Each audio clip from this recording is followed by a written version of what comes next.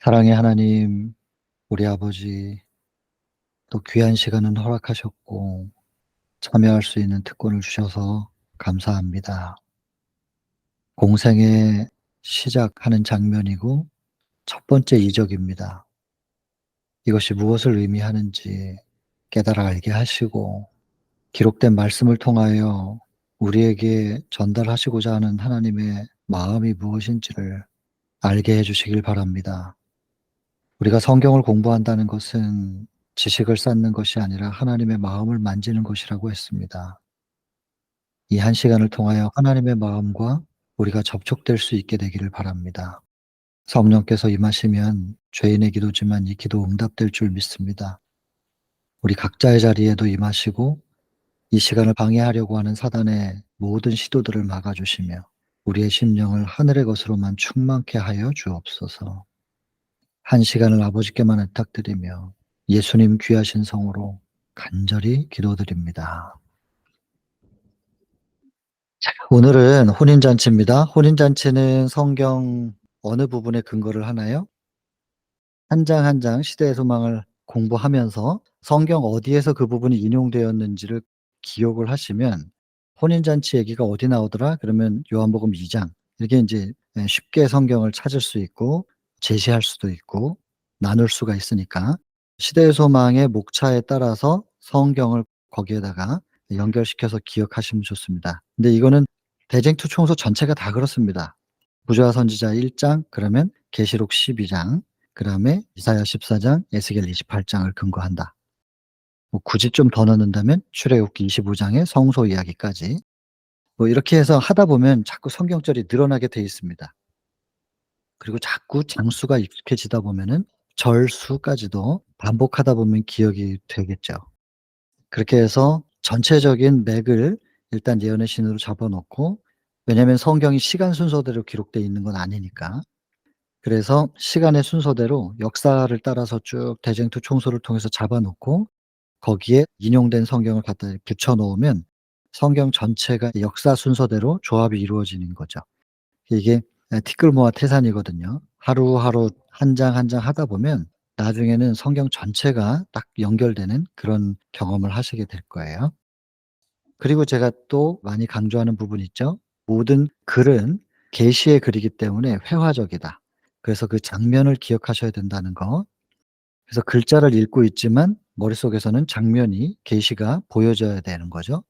그래서 예수께서는 예루살렘의 사내들인 앞에서 위대한 일을 행하지 않으셨고 공생애를 시작하실 때 시작을 그렇게 보란 듯이 하신 게 아니고 갈릴리 작은 마을에서 혼인 잔치에 참석하심으로 그러면 갈릴리의 작은 마을이 이제 높은 곳에서 인제 내려다보고 있는 거예요. 이스라엘 전체의 지도가 보이다가 그러다 북쪽 끝에 갈릴리 지방 그것도 작은 마을 가나 고 지역으로 인제 줌이 쭉 당기듯이 그래서 그 지역을 쭉 가보는 거예요. 그리고 거기에 그 가나 마을에 혼인 잔치가 열리고 있어요. 그리고 거기에 예수님과 제자들이 참석하시기 위해서 들어가시는 모습이 눈에 보이죠. 이게 제가 만들어 낸 거 아니잖아요. 그죠? 여기 적혀 있는 그대로 하면은 쭉 그 장면이 보입니다. 근데 거기에 인제 참석을 하셨는데 사람들이 결혼식에 참석하면 혼인 잔치에서는 주인공이 신랑 신부인데 그 혼인 잔치에서는 그 사람들이 모여서 신랑 신부에 대해서 얘기하는 게 아니고 얼마 전에 있었던 예루살렘에서 있었던 그 일 그것이 대화의 주제가 되는 거예요. 그리고 침례 요한의 메시지 침례 요한은 이미 전국적으로 알려진 그리고 주목받는 스승이었기 때문에 그 침례 요한이 증거한 어떤 분 근데 그분이 우리 지역 출신이래. 갈릴리 지역의 나사렛 예수라고 하는. 그러면서 인제 그 대화의 주제가 계속 예수님에 대해서 얘기가 되어지는 모습 수근수근하기도 하고 그러다가 예수님과 제자들이 이제 들어가니까 딱 인제 슬금슬금 눈치 보고 그러지 않겠어요? 쳐다보면서. 뭐 너무 어릴 때부터 같이 봐왔던 사람이기 때문에 쉽게 가서 "어 예수 왔어?" 이렇게 하려고 해도 뭔가 좀 침례 요한으로부터 증거받은 그 예수였기 때문에 뭔가 좀 어색한 고런 기류가 있으면서 눈치를 보면서 대화를 나누면서 또 수근수근하기도 하는 그런 모습입니다. 그려지시죠 충분히? 그때 예수님을 바라보는 시선 중에 한 사람 마리아도 있었습니다.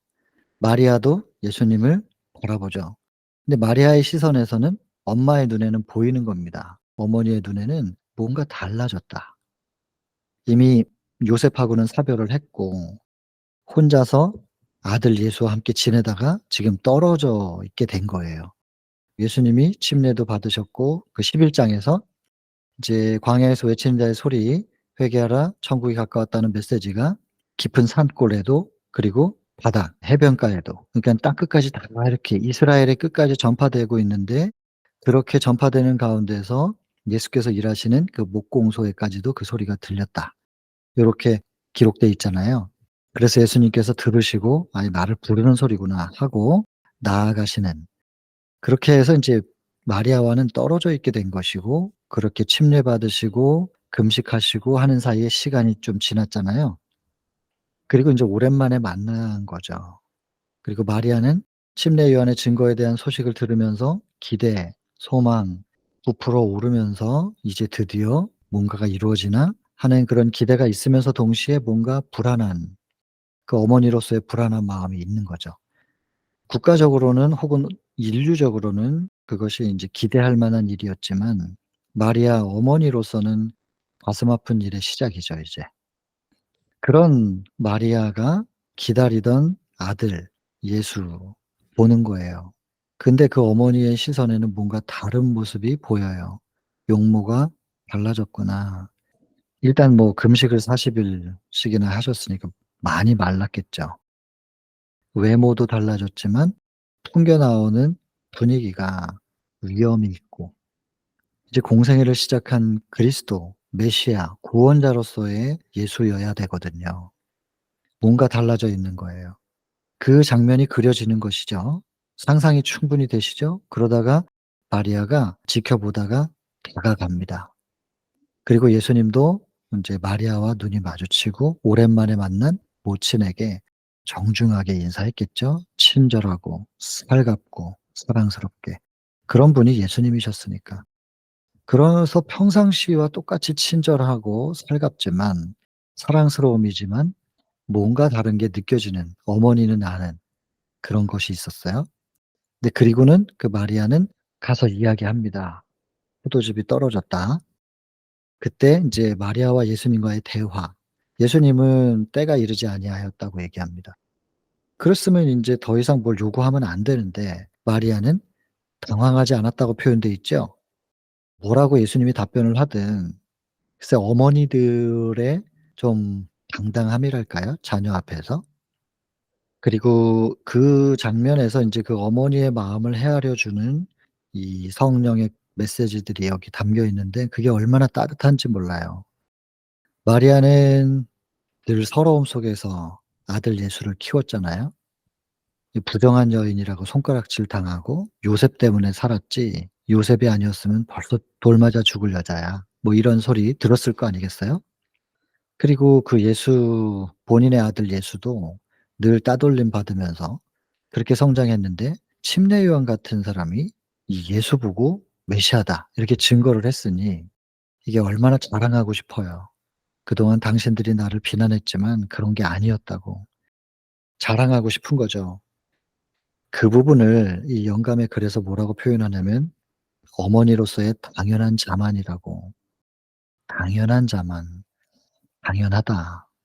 어머니들이 자녀를 자랑하고 싶은 마음 그거 당연한 거다. 그 특별히 더 비난받으면서 살아온 30 년의 시간에 대한 보상으로 이제 자랑하고 싶다는 그 엄마의 마음은 당연한 거야. 이렇게 이해해 주고 이렇게 표현하는 이 시대의 소망이 얼마나 따뜻하게 느껴지는지 몰라요.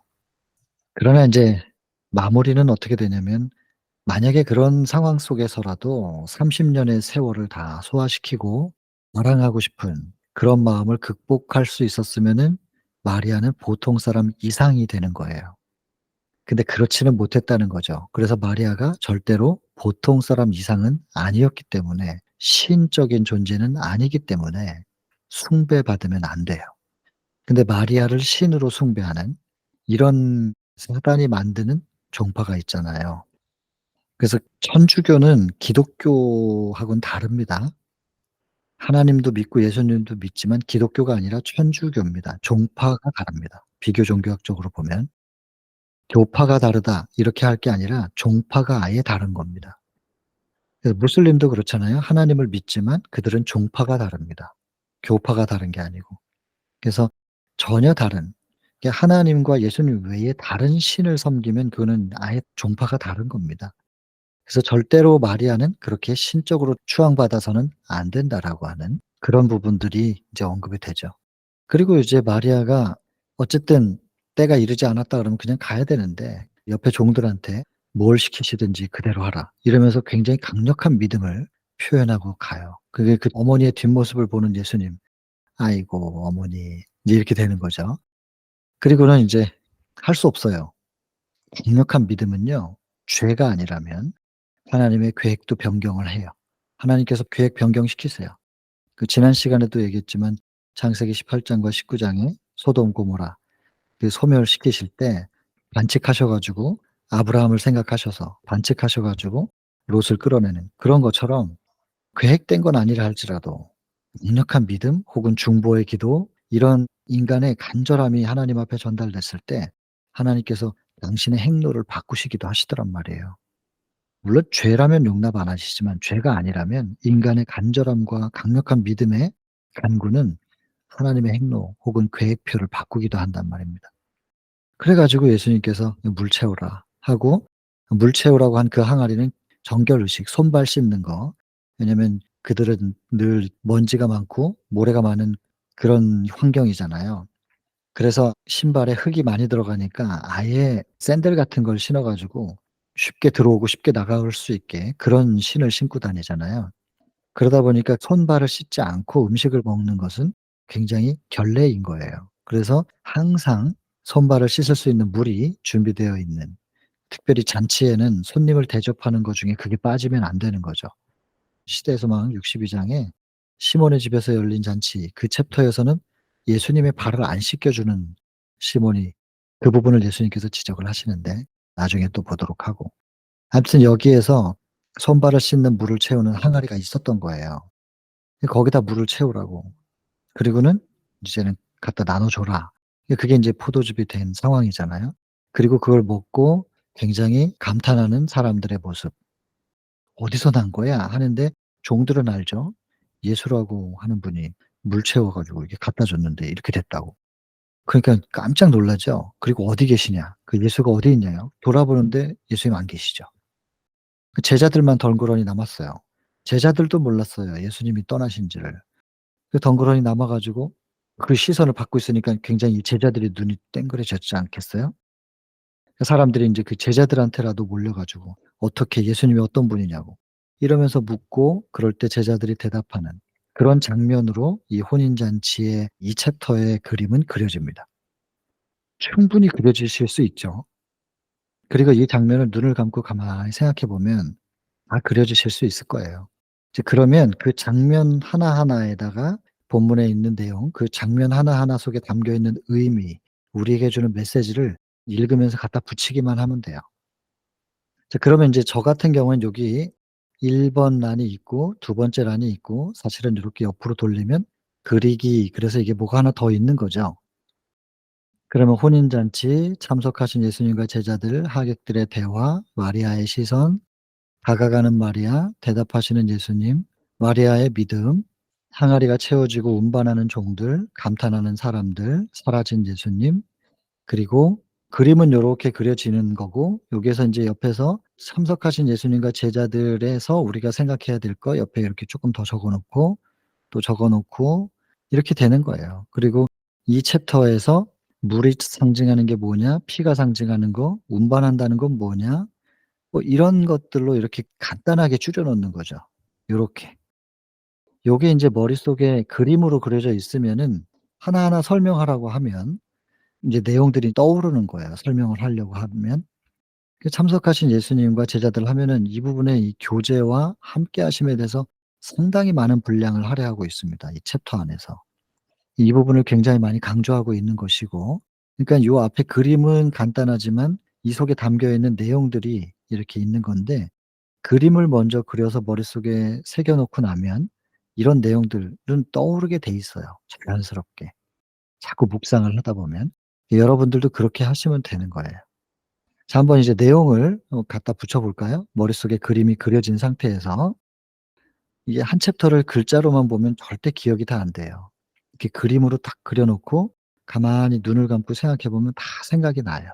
한번 이제 해 보시는 거예요. 자꾸 연습하시면 되실 거예요. 아까 말씀드렸죠? 뭔가 예루살렘 수도예요. 수도에서 위대한 일을 행하심으로 첫 이적을 행하지 않으시고 예수님답죠. 여기도 한참 생각할 게 많잖아요. 갈릴리 지역, 그것도 이스라엘에서 제일 끄트머리 변방이에요. 그 변방의 작은 마을 가나. 거기에 한 가정의 혼인잔치. 여기에서 이적을 행하시면서 공생애를 시작하시는 그런 예수 그리스도. 한참 들여다보게 되지 않습니까? 뭔가 사람들은 보란 듯이 큰 일을 좀 벌이고 많은 사람들이 나를 주목하고 국가적으로 뭔가 이슈가 될 만한 혹은 내 지역에서 어떤 이슈가 될 만한 어떤 뭘 뻥 터뜨리면서 이렇게 하려고 하는 게 이 사람의 심리인데 그러지 않으셨던 예수님. 한참 생각하게 되죠. 생각할 거리가 참 많아지는 거예요. 시간이 부족해요. 혼자 있어도 심심하지도 않고 외롭지도 않아요, 생각하느라고. 눈 감고 가만히 생각하다 보면 시간 참 잘 가요. 근데 이렇게 예수님을 생각하다 보면 이게 그냥 쓸데없는 공상이 아니고 예수님을 생각하고, 생각하고, 생각하고 그러다 보면 그 예수님의 빛깔이 우리의 품성을 물들인다고 했으니까 예수님을 생각하는 것이 절대로 쓸데없는 일이 아니잖아요. 그리고 우리의 품성이 그렇게 예수님을 닮아가게 하는 것은 예수님을 계속 묵상하는 것입니다. 그렇다고 생활을 하려면 돈도 벌어야 되는데 아무 일도 안 하고 예수님 생각만 하고 있을 수는 없잖아요. 그러니까 하루의 시간을 정해서 하루의 시작과 끝 예수님을 생각하고 운전할 때도 혹은 어떤 내가 업무를 할 때도 중간중간 틈틈이 그리고 뭔가 일에 집중하고 있을 때도 옆에 계시는 그분을 의식하면서 내 마음속에 임재해 계시는 그분을 의식하면서 함께 일하는 겁니다. 함께 일하고 또 일하다가 뭐가 막히면 예수님한테 물어보는 거죠. 아무도 몰라요. 제 속에 계신 예수님한테 속으로 물어보는 거예요. "아 요거 어떡할까요?" 이렇게 물어보면서 그분과 소통하고 대화하면서 그분을 의식하면서 그렇게 살아가는 거예요. 얼마나 마음 든든하겠어요. 요즘 인공지능 있으면 뭐든지 물어보고 하고 그러는데 인공지능하고 비교가 되겠어요? 내 속에 계신 예수님, 아무도 모르는 나만의 해결사. 내 곁에 언제나 나를 지켜주시는 예수님이 내 안에 계신다. 그리고 그 예수님을 모신 곳에는 천사들이 항상 호위하니까 내 주변에 지금 천사들이 나를 지키고 있겠지. 이게 얼마나 마음 든든한 일이냔 말이에요. 이런 삶을 살아가는 사람은 삶의 순간순간이 보통 일반 사람들하고는 완전히 다를 거예요. 이 하나를 보더라도 생각할 게 많죠. 그래서 인제 이렇게 가나라고 하는 곳에 요 지역에 인제 혼인 예식이 있는데 요셉과 마리아의 친척들이래요. 여길 제자들과 함께 참석한 거예요. 근데 예수님의 어머니 마리아는 이제 다 소식도 들었고 그리고 예수님을 직접 키웠고 어린 시절 어떻게 성장하는지를 다 봤기 때문에 기대는 분명히 있어요. 근데 또 동시에 묘한 불길한 예감이 있는 거죠. 왜냐하면 그 시므온의 예언이 있었잖아요. "인제는 어머니의 마음 아픔은 칼이 마음을 찌르는 것처럼 할 것이다." 이거는 인제 예수 그리스도의 어머니로서 감당해야 될 몫이 있었습니다. 그래서 이제 그러고 있는 상황이고요. 근데 메시아라는 모든 증거를 잊지 않고 있었는데 참 이게 아쉬운 게 요거 말입니다. 누구보다도 강한 믿음이 있었을 것 같은데 마리아는. 예수의 생애를 아주 가까이서 지켜봐 온 사람이니까. 그러나 그의 마음속에는 의심이 있었대요. 실망도 있고요. 근데 성령께서는 마리아를 많이 높이잖아요. 제가 옆에다 썼어요. "확신도 있지만 의심도 있다." 근데 이 의심에 대하여 우리가 탓할 수 있겠는가? 이거를 용인할 수 있다는 것은 아닙니다. 그래도 된다는 것은 아닙니다. 그러나 탓할 수 있을까? 이게 사람인데. 그래서 성령께서는요 하나님도요 이게 사람이라 이렇다는 걸 아시고 이해하셔요. 그래서 동정하시는 거예요. 정죄하시는 게 아니고 동정하신다고요. 이렇게 하나님과의 믿음의 관계가 깨어진 것은 내 탓은 아니거든요. 몇천 년 전에 아담과 하와의 탓이거든요. 물론 근본적으로는 사단의 역할을 했지만. 그래서 그게 지금 우리에게 유전이 된 것이지 우리 탓은 아니에요. 그러니깐 여러분, 죄라고 하는 것이 내가 지은 죄가 있고요. 내가 지은 게 아닌데도 내 속에 있는 죄가 깔려 있는 죄된 본성이 있어요. 그거는 유전된 거죠. 그래서 본성은 회개해도 해결이 안 돼요.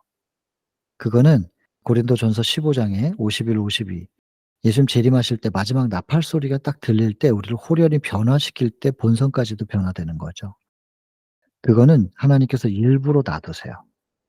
왜냐하면 죄된 본성의 욕망을 자기가 스스로 해결할 수 있으면 예수님이 필요가 없거든요. 에덴에서 잃어버린 것이 하나님과의 관계를 잃은 거예요, 믿음의 관계. 우리가 끝까지 예수님 재림하실 때까지 지켜내야 되고 또 혹은 증명해야 될 것은 믿음의 관계예요. 예수께서 다 변화시키면 할 수 있지만 그렇게 안 하세요. 왜냐하면 온 우주 앞에 증명해야 될 게 있거든요, 믿음의 관계. 이 부분은 짧게 얘기하면 오해가 생길 수도 있는데 본성은 하나님께서 끝까지 변화시켜 주지 않으십니다. 대신에 그 본성이 싹 없어지게 지우진 않으시지만 그것을 조절할 수 있는 방법을 알려주시는데 그게 뭐냐면 가죽옷이에요, 가죽옷. 창세기 3장 21 절에 약속하신 그 가죽옷. 가죽옷이 우리의 마음밭을 덮을 때 제가 자주 예를 들어 말씀드리지만 밭에 밭고랑을 잘 만들어서 씨를 뿌려도 잡초가 더 빨리 자라기 때문에 내가 원하는 알곡의 그 작물이 먼저 자라지는 않거든요. 이게 죄죠. 그래서 주변을 다 덮어 버리죠, 밭을. 뭐 까만 비닐 같은 걸로 덮고 내가 원하는 알곡의 씨만 뿌릴 수 있도록 구멍을 뚫어 가지고 거기다가만 뿌리는 거예요, 거기서만 자라날 수 있게. 딱 요런 원리죠.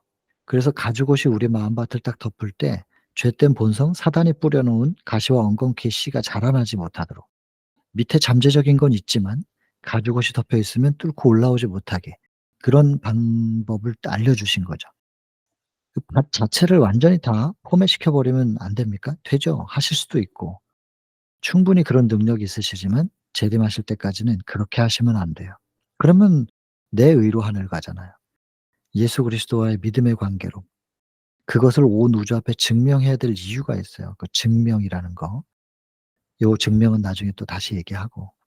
그래서 하나님께서 절대로 정죄하시는 분이 아니라는 거 이해하신다는 겁니다, 우리의 입장을.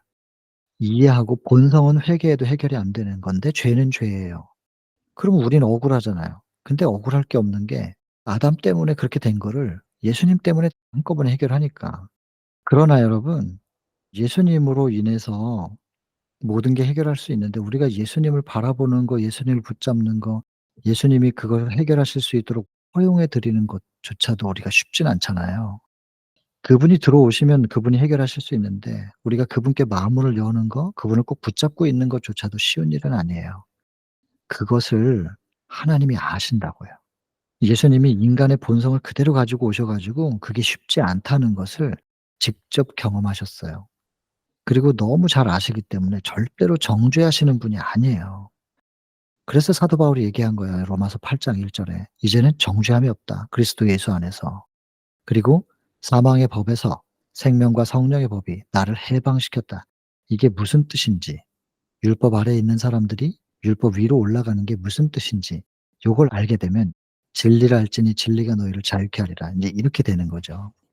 하여튼 하나님께서 우리를 철저하게 이해하시고 동정하시는 분. 그래서 마리아와 같이 뭐 그렇게 예수님과 그냥 그렇게 순간순간을 함께 살면서 그 모든 걸 지켜본 마리아, 뭐 시작도 믿음이 대단했지만 "주의 계집종이오니 말씀대로 이루어지리이다." 누가복음 1 장이죠. 38 절에 18 절에 사가랴의 그런 믿음 없는 모습과 대조가 되는 그런 믿음의 소유자였던 마리아. 그리고 아이를 낳아서 메시아의 성장 과정을 다 지켜본 마리아. 특별한 믿음을 가지고 있어야 되는 거지만 그럼에도 불구하고 의심과 실망이 있었던 것에 대하여 이해하는 거예요, 하늘이. 모세 한 번의 실수로 가나안에 못 들어가지만 우리에게 구원을 위하여 빛의 분량에 따라서 감당해야 될 몫이 있다는 것을 분명히 보여주십니다. 그걸 감당 못해서 가나안에 못 들어갔잖아요. 그러나 그 모세를 멸망시키지 않으셨잖아요. 이해하신다니까요, 인간의 연약함을. 그리고 부활시켜 가지고 하늘로 데려가시잖아요. 하나님은 따뜻한 분이에요. 이런 하나님의 사랑을 우리가 가볍게 여기고 함부로 행동하는데 그 하나님의 사랑을 이용하면 안 돼요. 그건 정말 악한 것이지만 하나님의 사랑만큼은 헤아릴 수 없이 광대하고 따뜻한 거, 그거는 부정할 수가 없습니다. 그래서 이 마리아의 의심과 실망이 있었지만 이게 누가 탓할 수 있겠는가. 하나님도 이렇게 이해하시고 품으셨는데. 그러니까 여러분, 우리가 우리 주변에서 누구를 손가락질하거나 그럴 수는 없을 겁니다. 그냥 다 이해의 대상인 거죠. 자, 요셉과는 사별했고 요런 예언도 있었죠. 시므온의 예언 때문에 불길함이 좀 있었어요. 그리고 예수님의 용모가 전과 같지가 않아요. 투쟁의 흔적이 있었거든요. 위험 있는 모습. 그리고 옆에는 또 일단의 청년들도 있고, 그리고 이 동행자들, 그 제자들 통해서 예루살렘에서 있었던 일들에 대하여 좀 더 자세히 들을 수 있었죠. 고런 분위기, 아까 처음에 우리가 그렸던 그 장면에서 이런 세부적인 내용을 갖다 붙이면 돼요. 그 장면을 생각하면 떠오르는 거예요, 자연스럽게. 그리고 인제 사람들, 손님들이 신랑 신부 얘기하는 게 아니라 인제 다른 화제가 있어요, 그들의 대화의 화제가. 그게 뭔지는 아까 말씀드렸잖아요. 근데 그럴 때 어머니로서의 마리아는 자랑하고 싶어요. 보상받고 싶어요. 근데 이것을 어머니로서의 당연한 자만의 흔적이 섞이지 않았더라면 마리아는 보통 인간 이상이었을 것이다. 이 당연한 자만이라고 하는 이 표현이 얼마나 따뜻한지 몰라요. 서러웠던 그 마음을 보상받고 싶어 하는 그 어머니의 마음을 당연하다, 이렇게 인정해 주는 거예요. 정죄하지 않았어요. 당연하다는 거예요. 괜찮아. 그런데 그게 보통 사람이 다 그래, 그 말이에요. 보통 사람이니까 다 그런 거야.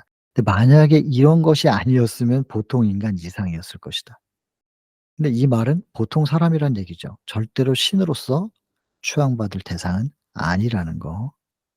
경배 대상이 아닙니다. 그러니까 이 시대의 소망이 얼마나 참 좋은 책인지 몰라요. 이렇게 빗나가지 않도록 딱 정로대로 예수께로 갈 수 있게 안내를 해 주는 거예요. 자, 그런데 자랑하고 싶어 가지고 기회, 어떻게 하면 좀 예수님을 드러낼 수 있을까? 기회를 노리고 있었는데 딱 포도주가 떨어졌네요. 그러니까 "포도주가 없다." 이렇게 얘기를 하신 거예요. 그 마리아는 뭔가를 암시해요. 뭐냐면 드러내라는 거예요. "너 메시아지 않느냐. 메시아라고 하는 능력을 드러내라." 간단한 요 한마디를 통하여 암시하고 있는 거죠, 마리아가. 그랬더니 예수님의 대답은 "아직 내 때가 이르지 않았습니다." 때. 여러분, 원래 하나님께서 계획하신 첫 번째 이적의 때, 그건 뭘까요? 그거는 요한복음 2 장에 나오는 성소정결입니다. 성소정결로 시작해서 성소정결로 끝나는 것이 하나님께서 계획하신 때였어요, 시작과 끝. 성소정결이어야 돼요. 왜냐하면 하늘 전쟁에서 계시록 12 장에 말씀드린 것처럼 7 절부터 9 절까지 하늘 전쟁이 있었고, 그 하늘 전쟁이 있게 된 배경이 사단이 이런 마음을 품어서 그런 거죠. 이사야 14 장에 12 절부터 14 절까지 "내가 하나님의 뭇별 위에 나의 보좌를 높이고 지극히 높으신 자와 비교 보겠다."는, 경배받아 보겠다는 그런 생각, 이런 반역의 생각을 품은 그 사단을 에스겔 28 장에서 14 절부터 18 절까지 묘사를 하는 거예요. 그때 이런 반역의 마음을 품고 나를 높이고자 하는 것이 자아잖아요. 그 인제 자아를 높이겠다는 것 자체가 사랑이 깨진 거예요. 사랑은 이타거든요. 근데 이기가 생겼다는 건 인제 사랑이 깨진 거죠. 사랑이 깨졌다는 것은 율법이죠. 사랑이 율법이니까. 근데 그 부분을 에스겔 28장 18 절에 루스벨이 자기의 성소를 더럽혔다, 이렇게 나오거든요. 성소, 하나님의 임재의 자리. 하나님의 임재의 자리의 기초는 율법이니까요. 사랑이니까요.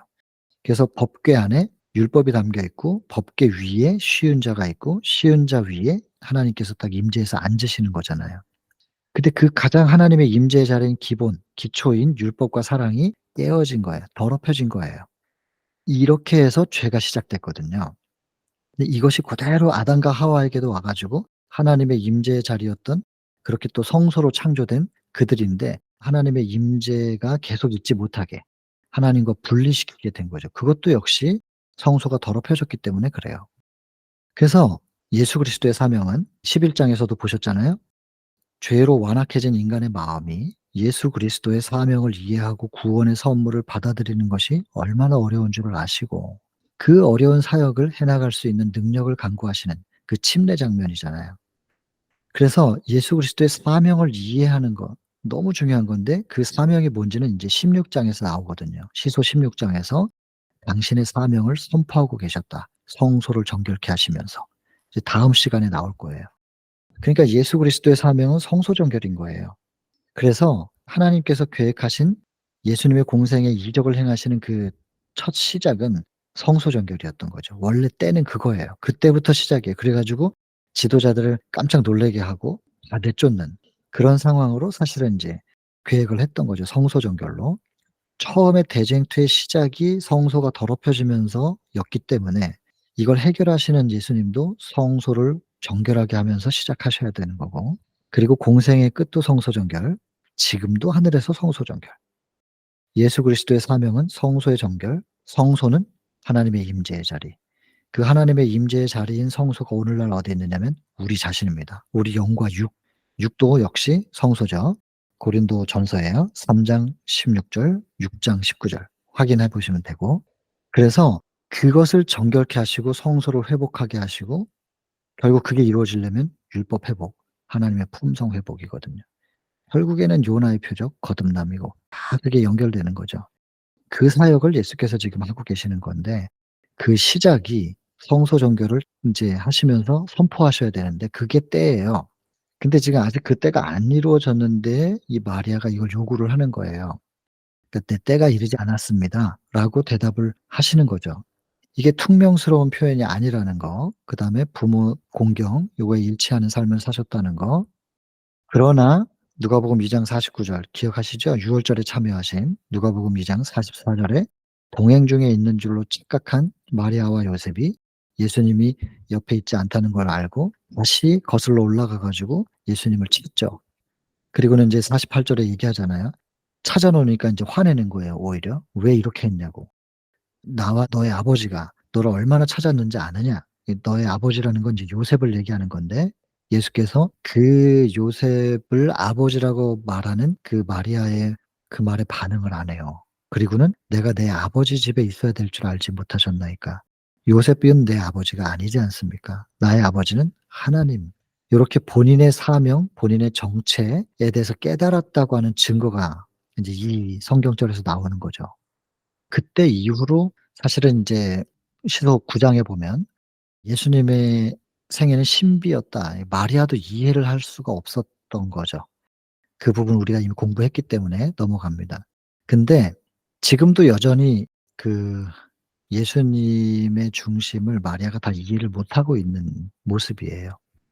그래서 마리아에게 있어서 누가 뭐래도 본인이 배 아파 가지고 낳았으니까 아들이지만 마리아의 아들로서만 살 수 없는 예수님을 아직은 온전히 이해를 지금 못해요. 그래서 이 혈연 관계에 예수께서 존중하면서도 그 이상의 예수님의 삶을 지금 표현하고 있는 거거든요. 근데 그것을 마리아가 간섭하면 안 되거든요. 나중에 시대소망 33 장에 보면 마리아와 형제들이 와 가지고 랍비들에게 인제 좀 압력을 좀 받아서 와서 예수님의 사역을 말리려고 와요.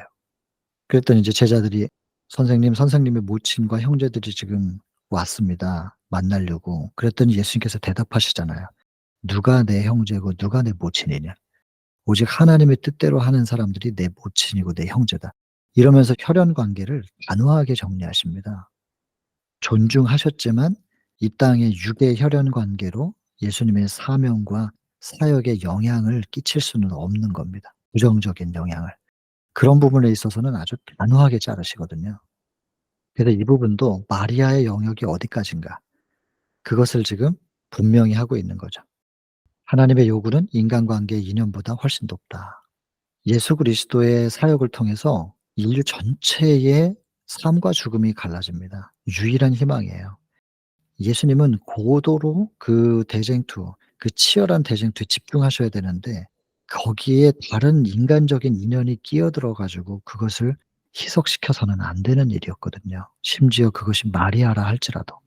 그 부분에 대해서 여기 마리아를 예수와 동등한 지위에 놓을 수는 없는 것이라고. 아무리 육의 어머니라 할지라도. 그래서 이걸 명확하게 구분짓습니다. 자, 그다음에 철저한 계획에 의해서 한 걸음 한 걸음씩 인도함을 받았다. 여러분 시대소망 3장 때가 참에 대시계 기억하시죠? 서두르지도 않고 지체되지도 않고 정확한 때를 향하여 착착착착 그런 것처럼 하나님의 계획이 있으셨고 예수님은 그 길을 따라가고 계시는 중이었기 때문에 마리아가 그것을 해방할 수는 없었어요. 근데 이 하나님께서 허락을 하신 거예요.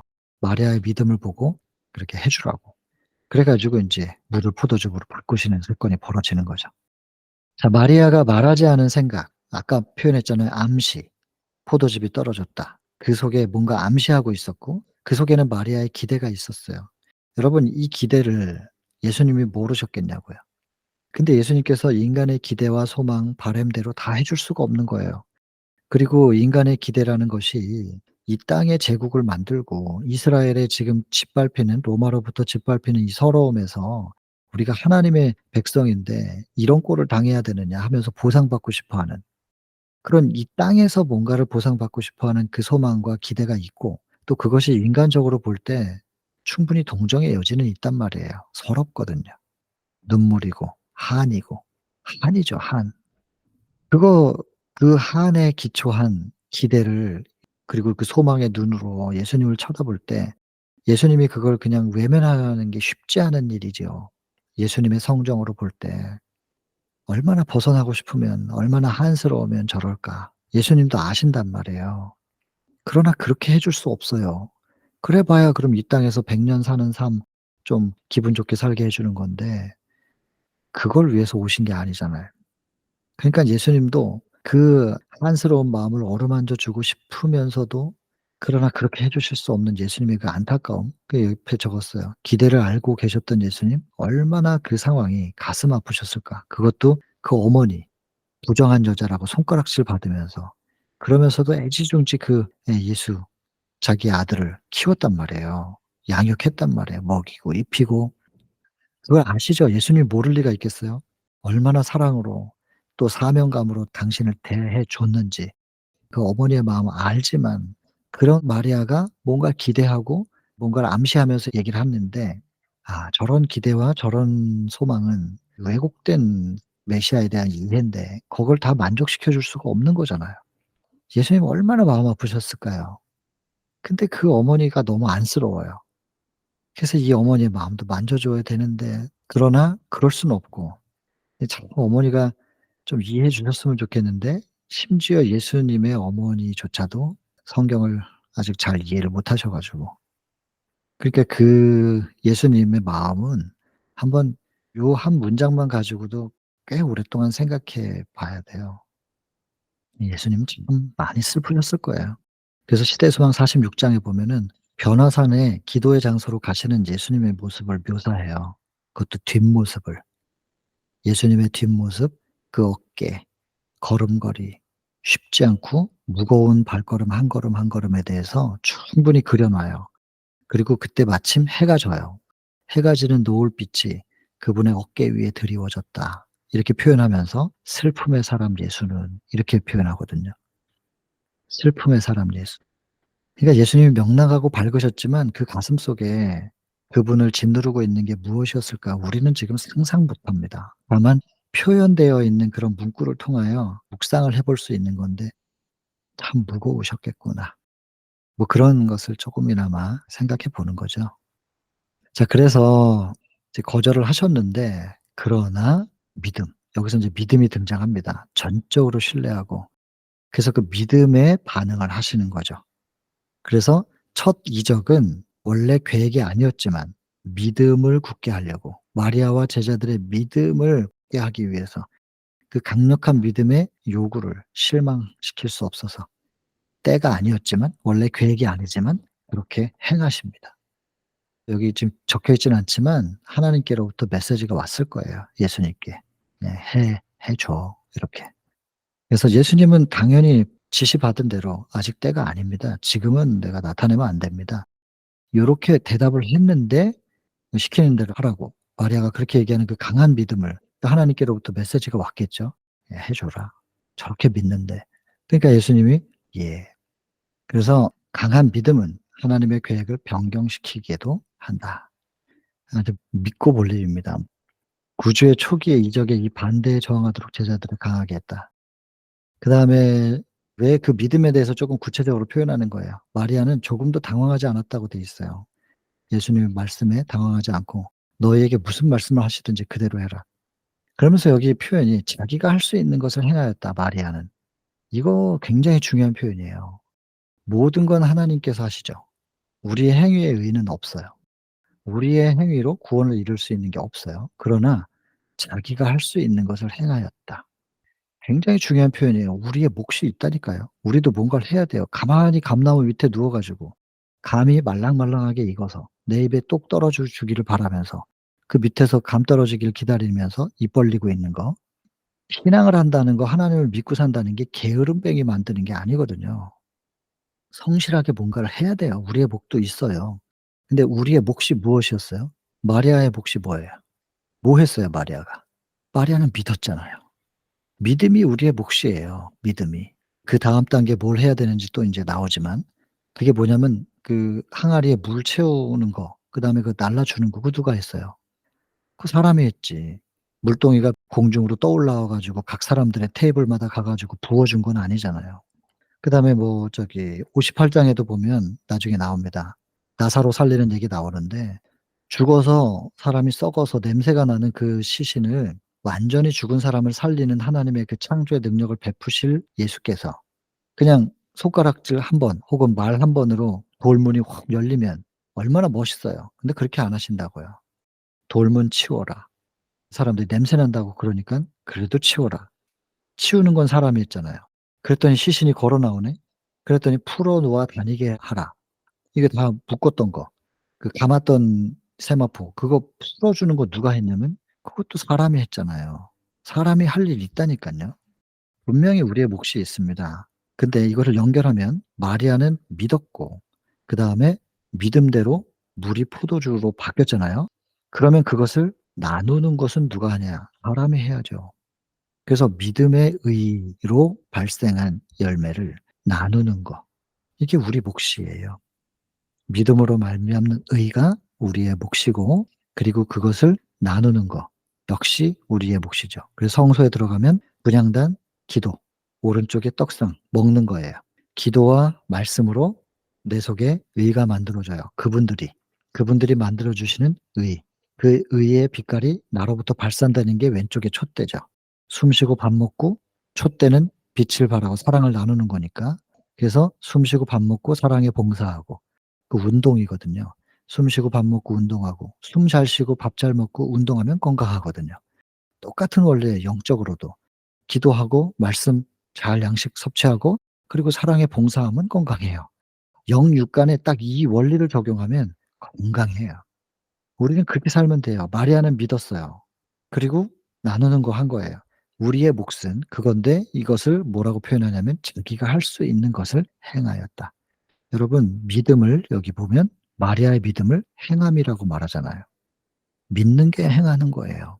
그러니까 자꾸 어디 가서 어떤 곳에서든 "행해야 된다."라고 하는 이 행하다라고 하는 이 단어 때문에 시험 받지 마세요.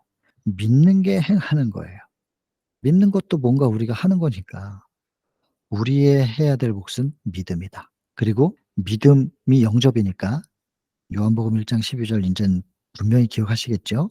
"영접하는 자 곧 그 이름을 믿는 자." 이 성경절 제가 너무 많이 얘기해 가지고 믿으면 그게 영접이고 그분이 우리 속에 영접되면 그분은 충만이시기 때문에 가득 채우시고 넘쳐 흐른다니까요. 그 흘러서 주변이 젖어지는 게 나눔이에요. 퍼서 쓰는 거 아니고 우린 통로로 서 있고 우리 속에 충만해진 예수께서 나누어지는 거, 넘쳐 흐르는 거. 이게 믿음의 의고 믿음의 의의 나눔이 되는 거죠. 이게 우리가 해야 될 몫입니다. 게으름뱅이들이 아니고 자기가 할 수 있는 것은 해야 되는 거죠. 우리가 뭘 해야 되는지 명확하게 알고 계셔야 된다는 거예요. 근데 여러분 우리가 아무리 이런 걸 해도 물이 포도주로 어떻게 바뀌어요. 물 나눠주는 건 NGO 단체들도 해요. 물이 포도즙으로 바뀌는 건 하나님의 능력으로 밖에는 안 되기 때문에 구원에 있어서 우리의 공로가 없다니까요. 그리고 "돌문 열어라. 묶여 있는 거 풀어라." 하나님께서 말씀만으로 다 할 수 있는데 왜 인간들을 왜 시키냐 그거를. "물 떠 가지고 나눠 줘라." 하나님께서 아까 말씀드렸지만 항아리가 둥둥 떠다니면서 테이블마다 나눠 주는 거 하실 수 있지만 왜 인간들에게 시키는가? 정로의 계단 9 장의 사업과 생애, 오아시스, 물이 가득 채워져 가지고 넘쳐서 흐르면 흐를수록 물길이 생기면서 깎여요.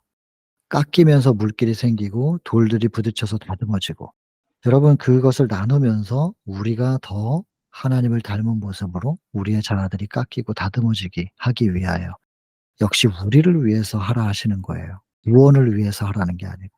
우리의 구원은 예수께서 이루시는 거예요. 우리가 하는 게 아니고. 우리가 뭘 하면 우리를 구원할 수 있어요? 안 되는데 이루시는 그분이 우리에게 이런 거를 하라고 하시는 이유는 우리의 구원을 완성시키기 위하여 우리를 더 다듬고 다듬어 나가시는 우리를 위한 지침이란 말입니다. 뭐든 다 하나님의 은혜입니다. 우리의 힘으로는 될 수 있는 게 없으니까. 자기가 할 수 있는 것을 행하였다. 하나님께서 우리의 구원을 위해서 하라 하신 겁니다. 요렇게 이해하시면 이런 자기가 해야 될 건 행해야 된다라는 것이 행위에 의해 거름이 되지는 않겠죠. 행위의 의의를 지지하는데 이런 문장들이 쓰여지지 않기를 제발 바라는 것입니다. 그래서 갖다 줬어요.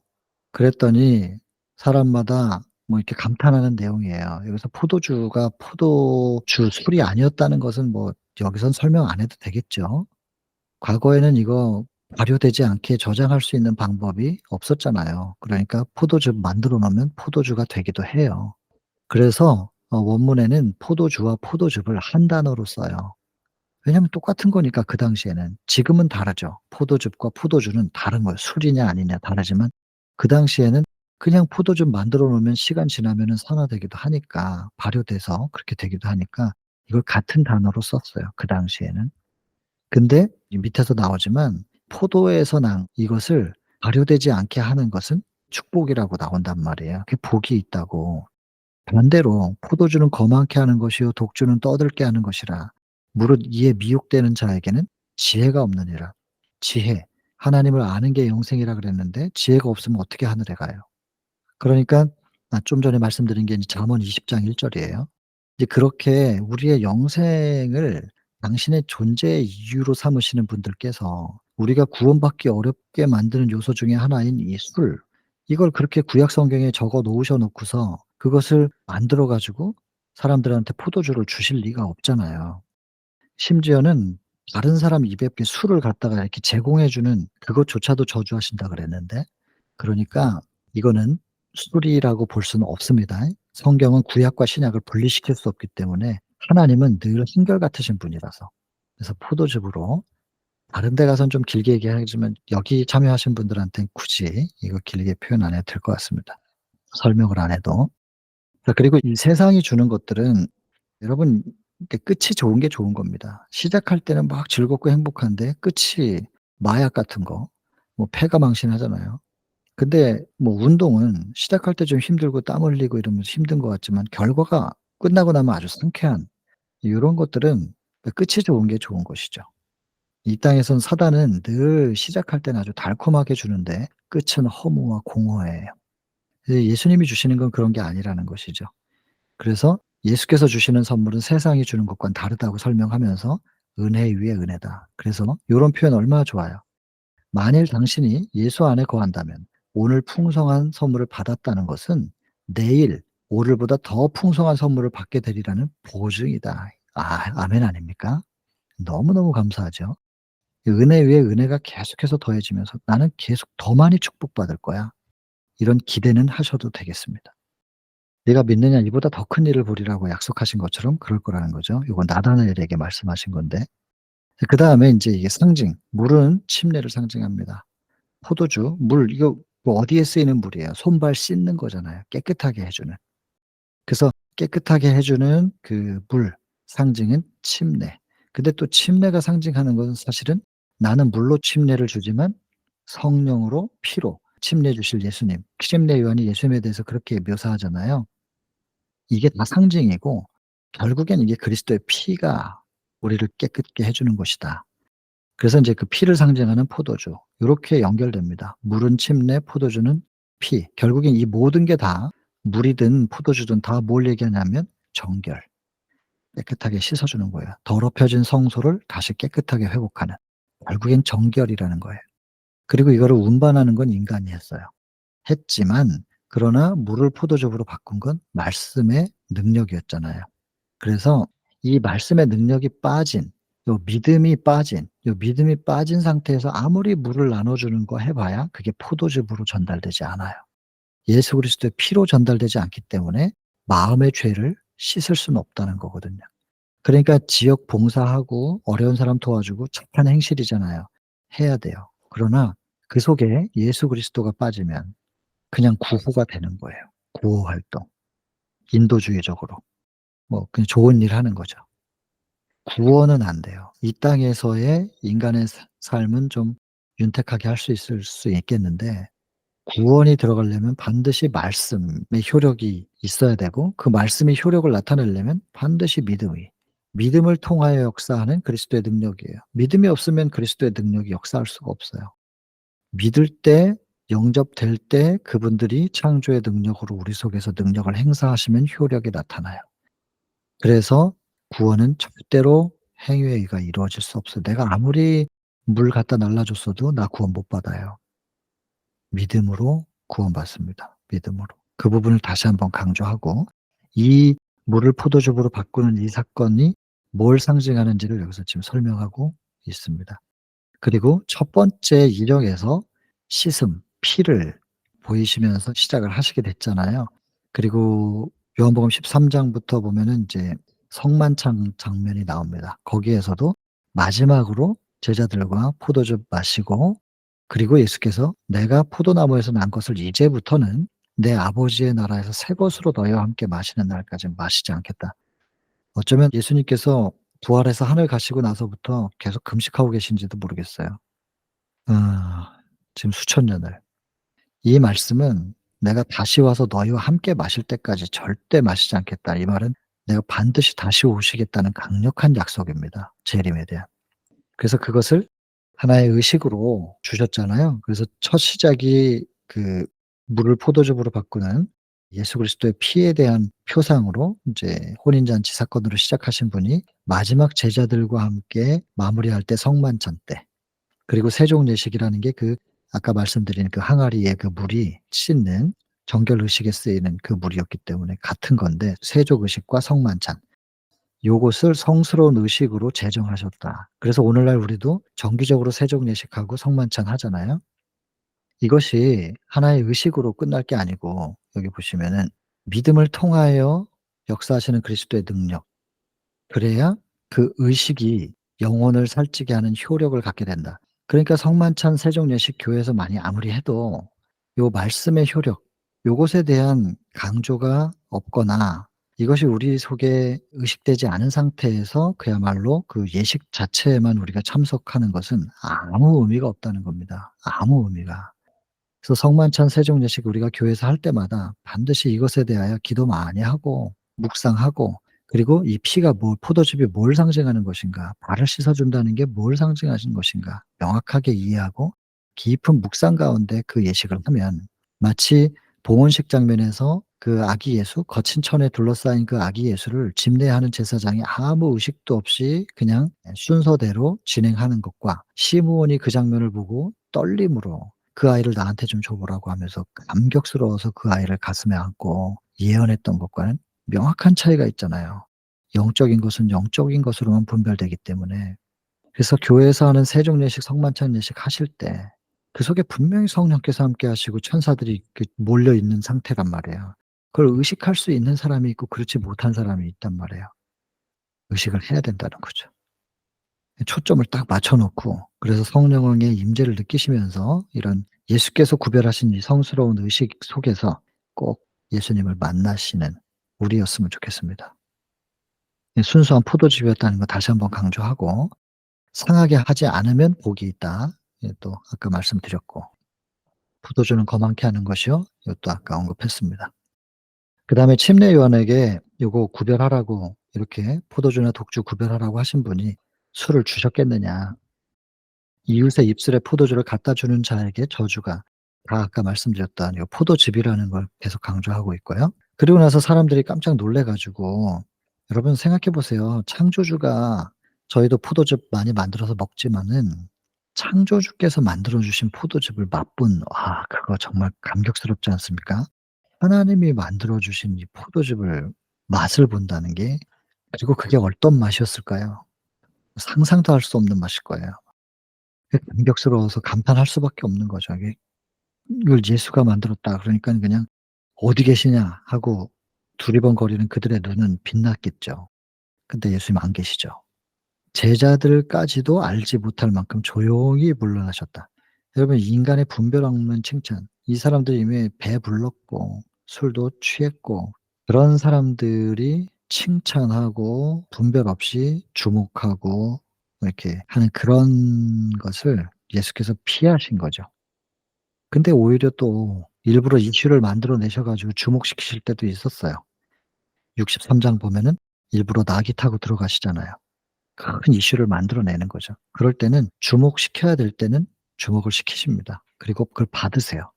그러나 일반적으로 나중에 26 장도 보시면 그래요. 가버나움에서 오직 말씀으로만 그냥 크게 부흥이 일어나는데, "떠나자." 그러면서 그 동네에서 다른 데로 이동하시죠. 계속 반복해서 나올 거예요, 이런 모습의 예수님. 분별 없이 흥분된 상태에서 칭찬하고 높이고, 그런 거 예수님 싫어하셔요.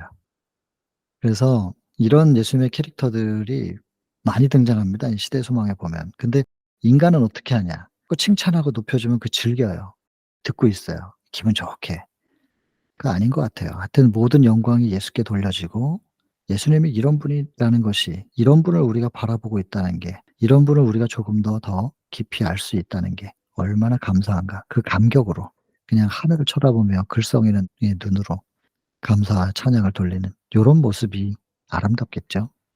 그 예수님은 그렇게 물러나셨고요.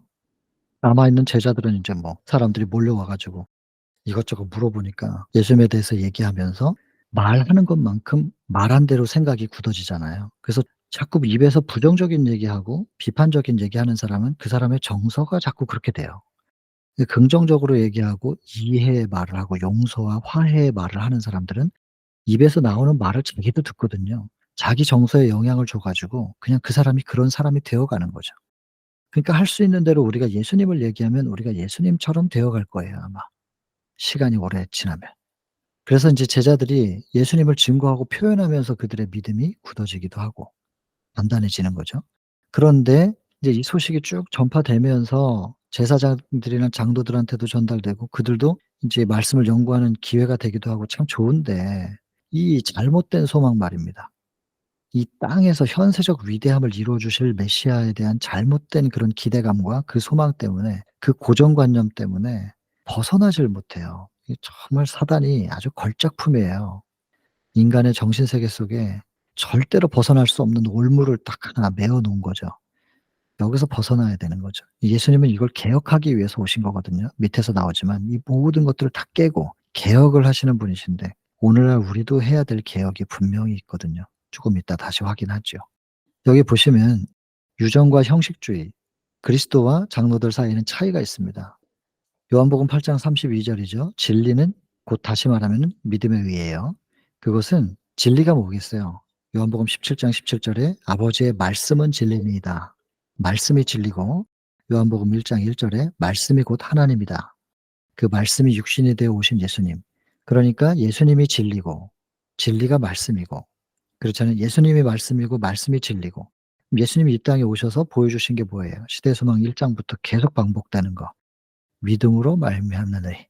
그래서 우리가 구원받기 위하여 반드시 깨달아야 될 진리 말씀 예수 그리스도는 믿음의 의. 우리가 하늘 가서 알게 될 예수님은 또 다른 차원의 예수님의 모습을 우리가 보고 배우게 될 거예요. 이 땅에서는 일단 하늘로 옮겨 주시기 위해서 우리의 구원의 도를 바로 깨닫게 하기 위해서 보여주신 예수님이 우리에게 보여주신 게 믿음의 의란 말이에요. 이 진리 곧 믿음의 의는 자유를 줘요. 내가 스스로 뭘 해야 되는 게 아니니까 굉장히 자유로움. 행위로 뭘 내가 뭘 해야 될 때 잘 안 될 때 짓눌리거든요. 죄책감. 그 죄책감 사단이 주는 건데 죄에 대한 인식을 하게 되는 건 성령께서 자각하게 하고 회개하게 하시는 거고 회개로 이끌으시는 거고 사단은 죄의 죄책감에 짓눌리게 만들어서 끝내 우울증 걸리고 이래요. 자유가 없어요. 마음에 평안이 없고. 근데 이게 진리, 믿음의 의는 자유고 행위의 의는 올무죠. 그러니까 완전히 정반대예요, 반대.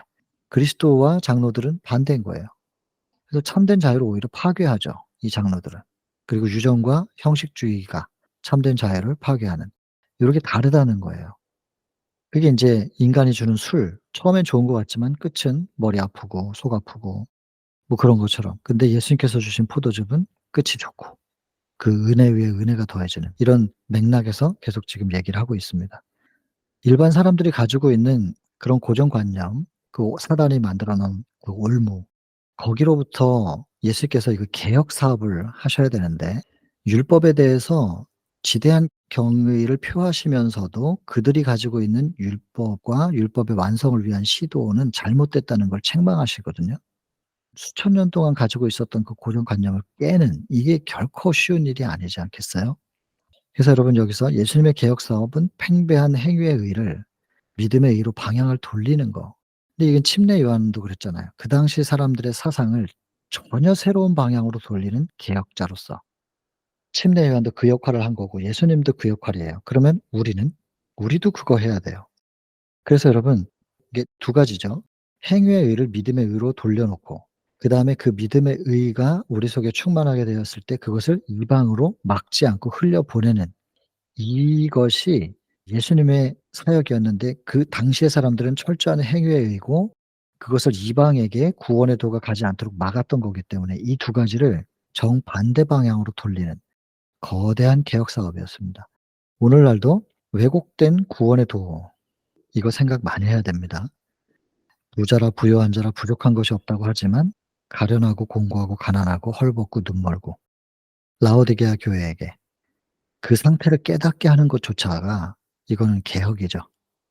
안 가지고 있는데 가지고 있다고 생각하는 예수님과 동행하고 있지 않은데 동행하고 있다고 생각하는 이거 "우린 부자라고 생각하는데 당신들 가난해요."라고 말하면 돌 맞을 거예요. 이 돌 맞을 각오를 하고 해야 돼요, 이 개혁 사업은. 그리고 편협한 특권 의식이 있었어요, 이스라엘은 선민이라고. 하나님과 함께 있지 않으면서도 자기들은 특권 의식을 가지고 있었는데 오늘날 우리가 마지막 교회가 굉장한 특권 의식을 가지고 있을걸요. 우리는 안식일을 지킨다고. 그 완벽한 교리를 가지고 있다고. 과거 이스라엘하고 아주 흡사한 모습이거든요. 근데 겉모양은 가지고 있는데 내용이 없었잖아요, 내용이. 나중에 시대소망 63 장에 보면 예수님께서 "내 왕이 임하나니." 예루살렘으로 마지막 입성하시다가 나귀에서 내리셔 가지고 어깨를 들썩이면서 흔들리면서 우셔요. 그거는 그냥 조용히 눈물 흘리는 게 아니잖아요. 걱정에 못 이겨 통곡하시는 장면인데 왜 예수께서 그렇게 눈물 흘리실 수밖에 없으셨던 건가. 나중에 얘기하겠지만 성전은 빛나는데 성전이 비었어요. 하나님의 임재가 거기 계시지가 않단 말이에요. 근데 그 텅 빈 성전 하나님의 임재가 없는 성전이 자기들을 지켜줄 거라고 로마를 상대로 버티다가 나중에 다 죽잖아요. 이스라엘이 사라져요. AD 70 년에. 국가 자체가 없어져 버린다니까요. 그걸 예수님께서 보시는 거예요. 통곡하시죠. 여러분 지금 겉모양은 빛나고 뭐 다 가지고 있는 것 같아도 내용이 없다니까요 지금. 금도 없고 흰옷도 없다니까요. 마지막 교회에게는 금이 없어요. 없으니까 사라 그러지. 흰옷이 없으니까 사라고 할 거 아니겠어요. 없는 거예요. 금은 믿음이고 흰옷은 의예요. 믿음의 의가 없다니까요. 이걸 말해 보세요. 어떻게 되나. 이걸 인정을 하겠어요? 이 마지막 교회에게 당신들에게는 믿음의 의가 없는 것입니다. 화이트보이는 얘기했습니다. 첫째와 둘째를 포함한 셋째 천사의 기별은 믿음으로 말미암는 의다. 이것은 이론과 지식이 아니라 경험과 체험이다. 금도 없고 흰옷도 없다. 그 말은 믿음의 의가 없다는 건데 그럼 세 천사의 기별이 없다는 뜻이잖아요. 우리 핵심 교리가 세 천사의 기별인데 그걸 그렇게 많이 말하는데 근데 마지막 교회를 향하여 성경은 믿음의 의가 없다. 사야 된다. 회복해야 된다. 회개하라. 열심을 내라. 내가 내 사랑하는 자를 책망하여 징계하노니 열심을 내라. 회개하라. 이렇게 말씀하고 계신단 말이에요. "이게 오늘날 우리에게 응한 것입니다." 이렇게 얘기하면 이 성경절이 오늘날 우리에게 하시는 말씀이라고 얘기하면 돌맞지 않겠어요 이거? 개혁해야 돼요. 개혁. 예수님이 이 사역하신 거예요. 그리고 우리도 이걸 해야 될 거예요. 그다음에 얘기는 뭐냐면 혼인 잔치에 예수님께서 참석하셨다는 거. 그게 뭘 의미하는가? 절대로 은둔 생활이 아니라는 거예요.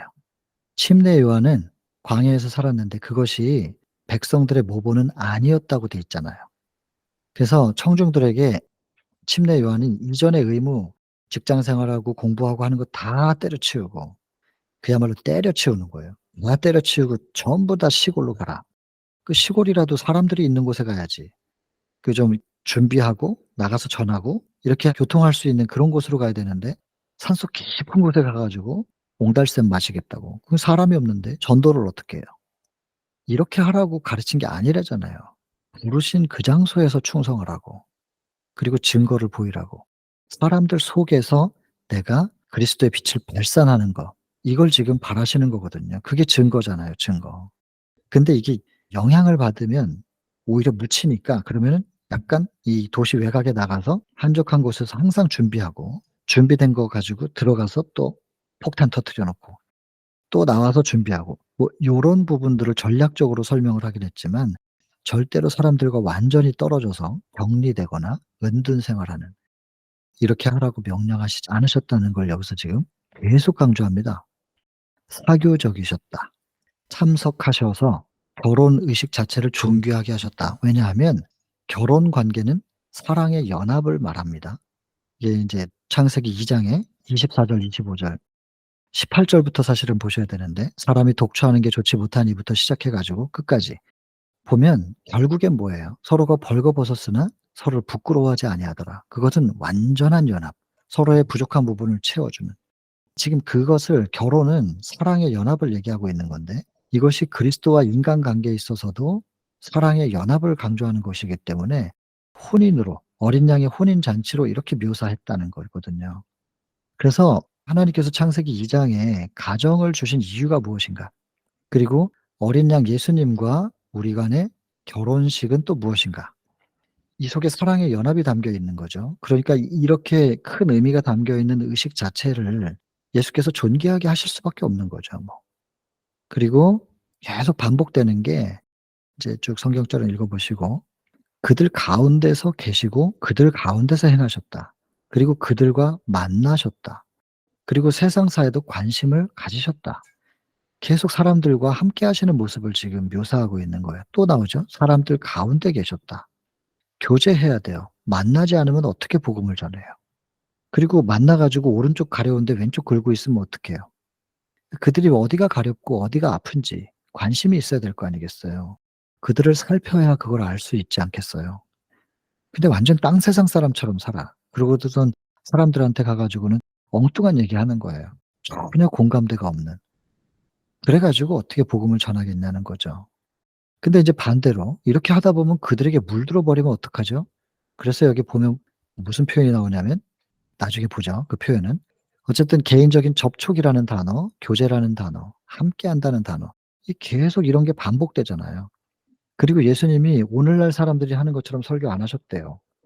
그러니까 뭐 구별된 장소 또 음향 시스템 다 갖춰져 있는 데서 그게 아니고 그냥 어디서든지 길가, 뭐 들판, 공원 아무 데서나 이런 식으로 사람들과 만나셨고 이렇게 사람들과 교제하고 그들 속에 있고 그들 속에서 빛을 발산하는 모습을 제자들한테 보여주신 거예요.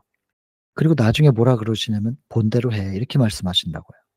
뭘 칠판에다 써서 가르치신 게 아니고.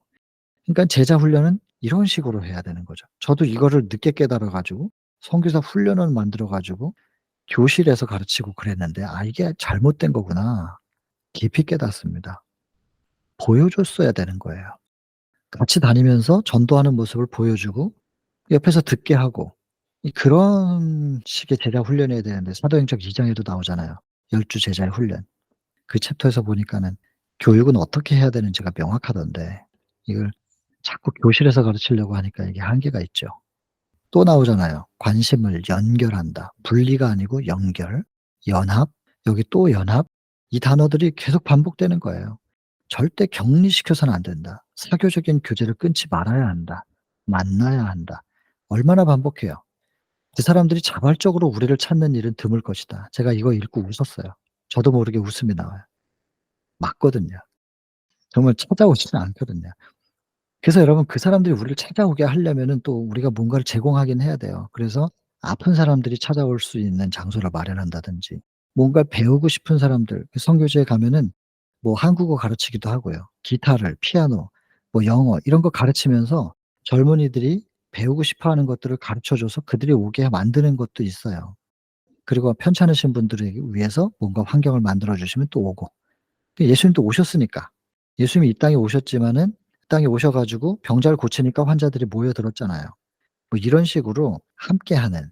근데 예수님 얘기만 한다고 자발적으로 우리를 찾아오지는 않거든요, 그 사람들이. 그러니까 만날 수 있는 뭔가를 만들어 내야 되는 거예요. 그리고 그들 속에 관심을 갖고 그들의 필요가 뭔지를 알고 아픈 곳을 만져 주고 가려운 것을 긁어 주는 뭔가 이런 게 필요하다는 거예요. 그리고 설교를 통해서만 접촉이 되는 게 아니라는 거죠. 다른 여러 분야에서 유망한 활동의 분야가 여러 분야가 있죠. 교육, 뭐 환자 의료 여러 가지 것 중에서 혹은 그 가정이나 뭐 위인의 저택에서 여러 상황 속에 사교적인 오락의 모임에서도 어쨌든 함께 해야 된다는 거예요. 다만 그들이 부패하고 타락해 있는 그런 상황 속에 참석해 가지고 죄를 시인해서는 안 된다는 이 기준이 있지요. 그래서 여기 보면 요 표현 성화된 사교적 능력 요게 개발될 수 있게 해 달라고 기도하는 겁니다. 그리고 무엇이 사람들에게 성화된 사교적 능력으로 그들과 접촉할 수 있는 것인가를 연구해야 될 겁니다. 생각해 봐야 될 거예요. 지혜를 달라고 기도하셔야 되고 자녀들에게도 이런 것들을 가르치고 어릴 때부터 이런 식으로 교제하는 거라는 거를 가르쳐 주고 훈련시켜야 될 거예요. 그래서 이런 성화된 사교적 능력을 가지고 사람들 속에 있는 사람들은 증인이 되죠. 멀리 떨어져 가지고 "나를 따르라." 이게 아니고 그들 속에서 "저쪽을 향해서 가야 됩니다."라고 하면서 방향을 제시할 수 있는. 근데 따라가거든요 사람들이. 주변에 있는 사람들이 같이 가게 돼요. 이 사람이 발산하는 빛이 강력하니까. 뭔가 끌어당기는 뭔가 있단 말이에요. 이런 증인이 돼야 되고 우리의 자녀들에게도 요렇게 증인이 될 수 있게 교육하고 훈련시키는. 아이들은 아직 개념이 없어도 부모가 이런 개념을 가지고 아이들에게 자꾸 심어 놓으면 아이들이 어디 가서 요런 역할을 할 수 있지 않을까 뭐 기대해 보는 거죠. 우리는 우리의 몫을 하는 거니까. 선택은 그들이 하겠지만. 그렇게 그리스도께서 하신 것처럼 우리도 하라는 거예요. 사람들 속에서 봉사하라는 거예요. 결국엔 사람들 속에서 우리가 빛을 전하는데 그 빛이 사실 우리가 만들어낸 빛이 아니라 예수께로부터 온 빛을 그분을 마음속에 모셨을 때 그분의 빛이 발산되는 혹은 예수께로 받은 그 빛을 반사하는 요렇게 "사람들과 함께하라."라고 하면서 이 혼인잔치의 챕터는 마무리가 되는 겁니다. 혼인잔치의 전체적인 그림을 여러분들이 그리실 수 있고 그 그림에다가 이렇게 내용들을 연결시켜 놓으면 그림을 떠올리면 그 장면이 묵상하실 수 있게 될 거예요. 깊은 묵상을 통해서 혼인잔치에서 보여주신 예수님의 모습이 우리의 모습에 물들게 되기를 우리의 심령에 물들게 되기를 간절히 바랍니다. 자 오늘은 이렇게 마치겠습니다. 기도하고 마치겠습니다.